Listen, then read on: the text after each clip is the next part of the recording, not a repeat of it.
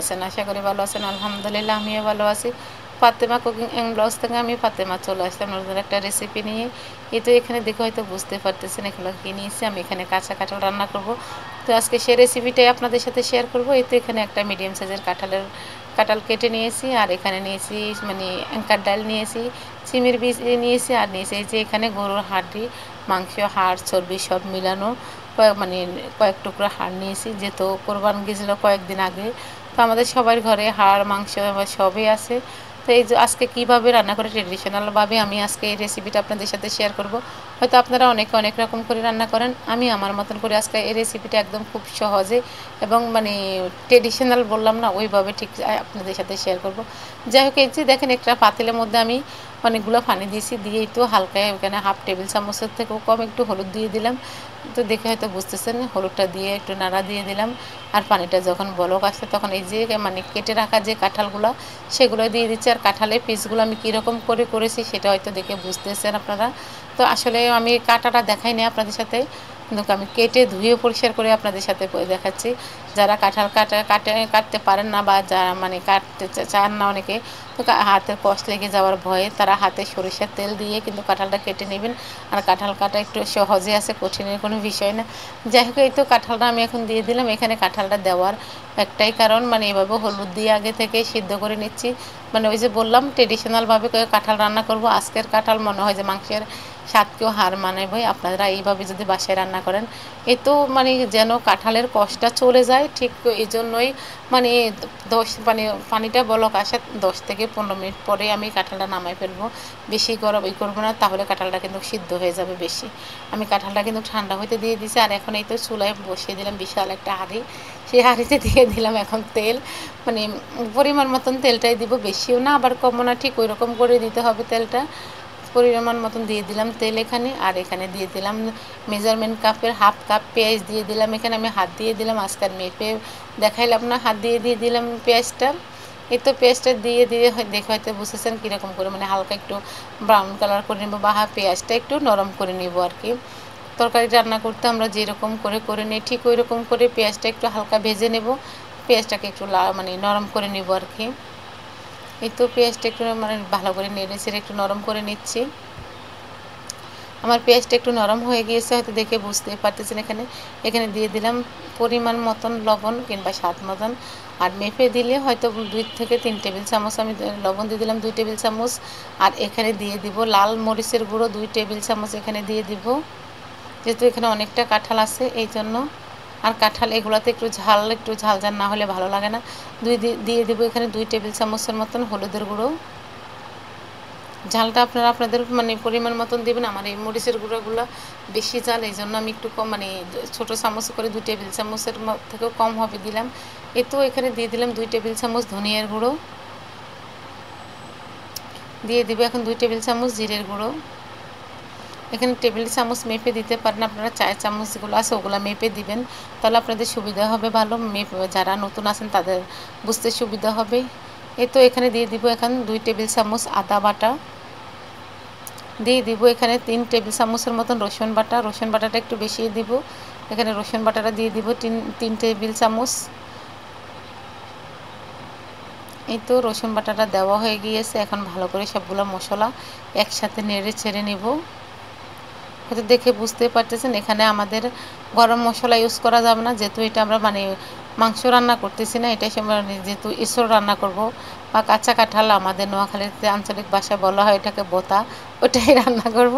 আর শুদ্ধ ভাষা যদি বলতে চাই তাহলে এটা এঁচড় রান্না করা হচ্ছে, কাঁঠালের এঁচড়। তো আজকে যে এঁচড়টা কীভাবে ট্রেডিশনালভাবে রান্না করি সেটা আপনাদের সাথে দেখানোর চেষ্টা করতেছি। আমি যেভাবে রান্না করি ঠিক ওইভাবে আপনাদের সাথে রান্না করে দেখাচ্ছি। এই তো ভালো করে মশলাটা কষিয়ে এখন একটু পানি দিয়ে দিব বা ঝোল দিয়ে দিব, দিয়ে একদম ভালো করে মশলার সাথে মিশিয়ে নিব।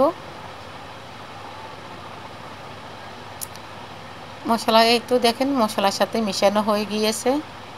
এখন ঢাকনা দিয়ে ঢেকে রেখে দিব, তেলটা উপরে আসা পর্যন্ত অপেক্ষা করব আমরা। এই তো দেখেন তেলটা কিন্তু একদম উপরে চলে আসছে, আর মশলা থেকে কাঁচা যে গন্ধটা থাকে সেটা চলে গেছে, আর একদম সবগুলো মশলা ভালো করে কষানো হয়ে গিয়েছে। এখন দিয়ে দিব যেই গরুর হাড়গুলো আপনাদের সাথে দেখালাম, সেই হাড়গুলো দিয়ে দিলাম। দিয়ে ভালো করে মিশিয়ে নেব এখানে। এই তো মশলার সাথে ভালো করে উল্টিয়ে পাল্টিয়ে একদম মশলার সাথে মিশিয়ে নিব। আর এইরকম কয়েকটা হাড় দিয়ে কিন্তু দেখেন, বা আপনারা চাইলে এখানে শুধু গরুর যে এই গোস্তটা সেটাও দিতে পারেন, হাড় না দিয়ে কিন্তু গোস্তও দিতে পারেন। গোস্ত দিয়ে রান্না করলেও মজা হয়, হাড় গোস্ত দুইটাই মিলে যদি রান্না করেন সেটা তো মজা হবে। আমি যেভাবে রান্না করতেছি হাড় এবং গোস্ত চর্বি সব মিলাই কিন্তু আমি রান্না করতেছি, এটা দিয়ে করলেও অনেক মজা হয়। আবার আপনারা চাইলে শুধুমাত্র গোস্ত দিয়েও রান্না করতে পারেন।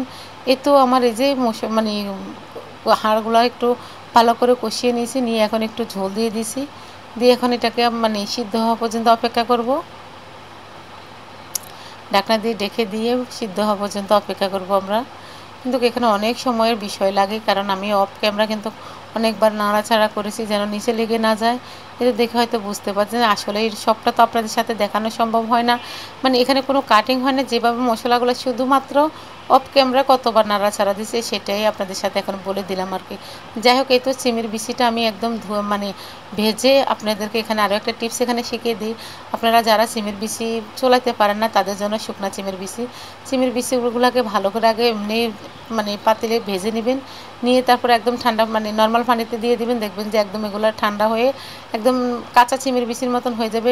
হাত দিয়ে ঘষে মানে ডলা দিলে এগুলো পরিষ্কার হয়ে যায়, তখন পানি দিয়ে ধুয়ে নর্মাল পানি দিয়ে ধুয়ে নেবেন, তাহলে হয়ে যাবে পরিষ্কার। এই তো চিমের বিচিটা দিয়েও আবারও ভালো করে কষিয়ে নিলাম, নিয়ে একদম ভালো করে সিদ্ধ করে নিয়েছি। যখন চিমের বিচিটা মোটামুটি সিদ্ধ হয়ে আসছে তখন দিয়ে দিলাম এই যে এখানে অ্যাঙ্কার ডাল যেটাকে বলা হয় সেটা দিয়ে দিলাম। অ্যাঙ্কার ডালটাও আমি আগে থেকে ধুয়ে পরিষ্কার করে রেখেছি। এখন চিমের বিচি এবং অ্যাঙ্কার ডাল দুইটাই একসাথে মাংস সহ সব একসাথে মিশিয়ে নেব। এখানে চাইলে আপনারা কিন্তু অন্য কোনো ডাল বা ফেলন ডাল যেটাকে বলা হয় সেটাও মিলাতে দিতে পারেন, ওটা দিলেও ভালো লাগে। আবার অনেকে ডাল ছাড়াও কিন্তু রান্না করতে মানে পছন্দ করেন, যারা ডাল দিতে চান না তারা ডাল না দিলেও চলবে। আপনারা ওই যে বললাম শুধু মাংস দিয়ে রান্না করে নিতে পারেন, এখানে ডাল যে দিতে হবে এমন কোনো কথা না। তবে এই সমস্ত খাবারে মানে যেমন এঁচড়, তারপরে কলা গাছের যে মোচা থাকে মোচা, ওগুলা কিন্তু আসলে মানে ডাল দিয়ে রান্না করলে খুবই ভালো লাগে। ভিতরে যে সাদা অংশটা থাকে আর কি কলা গাছের, ওগুলা কিন্তু ডাল দিয়ে রান্না করলে খুবই মজা হয়। এই তো দেখেন এখন আমি ওই যে বুটের যে ডালটা বা অ্যাঙ্কার ডালটা ওটা আমি কিন্তু সিদ্ধ হওয়ার জন্য ঝোল দিয়ে দিলাম। আর এই তো দেখেন মোটামুটি সিদ্ধ হয়ে আসতেছে, আমি আবারও নেড়ে চেড়ে এটা সিদ্ধ হওয়া পর্যন্ত অপেক্ষা করব। এই তো দেখে হয়তো বুঝতেছেন যে কীরকম করে নিচ্ছে আর কতটুকু সময় লাগতেছে, যে আমি আপনাদেরকে মানে খুচুন দিয়ে দেখানোর চেষ্টা করতেছি আমার ডালটা কতটুকু সিদ্ধ হয়েছে। এই তো ডালটা যখন একটু সিদ্ধ হয়ে মানে অ্যাঙ্কার ডালটা যখন একটু সিদ্ধ হয়ে আসে তখন এই যে মানে এঁচড়গুলো দিয়ে দিব এখানে। আর এঁচড়টা এভাবে মানে আগে থেকে হালকা একটু সিদ্ধ করে রাখাতে মানে কষটা যখন চলে গেছে দেখবেন এটা রান্না করার পরে আপনাদের সাথে শেয়ার করবো ইনশাল্লাহ। দেখতে দেখতে থাকেন আপনারা, এত সুন্দর একটা কালার আসে মাশাআল্লাহ, দেখেই তো লোভ লাগে। আমি যখন ভয়েস ওভার করতেছি তখন মনে হচ্ছে যে আবারও একটু খেয়ে নিই, এত ভালো লাগতেছে। যেহেতু এটা সবসময় পাওয়া যায় না, বছরে একবার আসে, তো এটা মানে সবাই খুব পছন্দ করে। আমি জানি যে কারণ বেশি কম সবাই আমরা খেতে এটা পছন্দ করি। যারা ধরনের সবজিগুলো পছন্দ করেন তারা তো জানেন এগুলো কীরকম খেতে লাগে, আর যারা পছন্দ করেন না তারা ঠিক এইভাবে একবার রান্না করে খেয়ে দেখবেন, দেখবেন যে আপনাদের মন চাবে যে খাওয়ার জন্য। যাই হোক, এই তো দেখেন মানে সিদ্ধ করা কাঁঠালটা দিয়ে কিন্তু আমি ঢাকনা দিয়ে কোনো ঝোল দিই, ঢাকনা দিয়ে ডেকে রেখে দিয়েছি, আর অনেকটা ঝোল রেখে কিন্তু আমি কাঁঠালটা দিয়েছি। আর এই তো দেখেন আমার প্রায় হয়ে আসছে কাঁঠালটা, দেখে হয়তো বুঝতে পারতেছেন। আর দেখেন কালারটা, যদি সিদ্ধ করে আমি আগে থেকে হলুদ দিয়ে না নিতাম তাহলে কিন্তু কালো হয়ে যেত, কিন্তু তখন দেখতে কিন্তু সুন্দর লাগতো না, মানে রেসিপিটা আসল কালারটাই আসতো না আর কি। এই তো দেখেন এখন সিদ্ধ হয়ে গেছে অনেকটা। এখন আমি বেশি ঝোল দিব না, যেই ঝোলটা দিয়েছি ওই ঝোলে কিন্তু আমার এই রান্নাটা আজকে আমি শেয়ার করে মানে শেষ করব রান্না করে।